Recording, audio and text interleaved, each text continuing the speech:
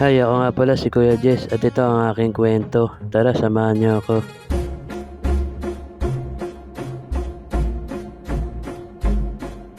Ilang araw na nga lang at magpapasko na nga, kaya ito nga inagaan ko na nga yung aking paglabas. At naligo na nga rin ako na maaga at para nga makarami nga tayo ngayong araw at sana nga makarami nga tayo. At pagkatapos ngayon pumunta nga ako sa kalendaryo at para nga tignan ko anong petsa na ngayon. 21 na pala ngayong araw. At sa 25 naman yun nga, Lunes, araw nga ng Pasko. Ang bilis nga ng panahon at magpapasko na naman at matatapos na naman nga yung ating taon. At kaya yung kailangan natin magsipag at para nga pagdating ng Pasko meron nga tayo mabigay sa atin nga mga hinahanap. Kasi nga minsan nga lang ito sa isang taon, kaya okay lang nga para sa akin. Ang mahalaga meron nga tayo mabigay kahit konti. Sa ating nga may hinahanap at mga magulang. At ayan nga, binuksan ko na nga yung pinto at para nga bumaba. At pagkatapos nga nandito na nga ako sa baba. Sobrang daming ang bata dito ngayon sa amin kasi nga bakasyon din naman at wala pa nga pasok. At ayan nga, napansin nga tayo nila kaya yan nagpapakit nga sila dito nga sa ating nga camera. At ito nga aking ang pamangkin at yan nakaharang pa nga itong mga kaibigan niya. Oh. Sabi ko nga maya maya umuwi na nga siya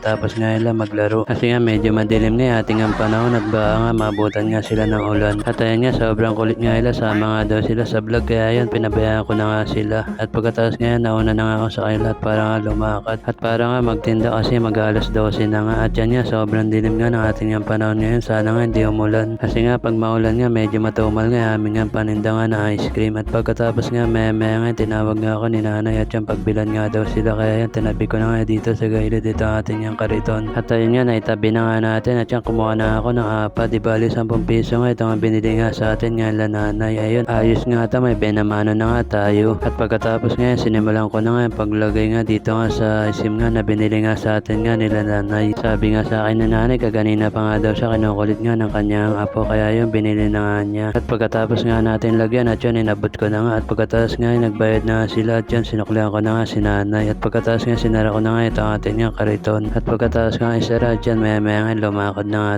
tayo. Kasi nga medyo dumidilim na nga at baka nga umulan pa nga. Kasi nga medyo lumalamig na nga rin ang hangin at meron na nga rin siya konting kasama pag-ambon. At sana nga hindi nga siya lumakas kasi nga kalabas nga lang natin. At ganyan nga lang siya maghapon at para nga makabenta pa nga tayo. At pagkatapos nga binilisan ko na nga yung aking nga paglalakad. At para kahit umulan nga siya meron na nga tayong benta. At pagkatapos nga nagpatuloy nga lang ako sa paglalakad. At yun nga, hanggang dito na lang, paalam. Thank you for watching.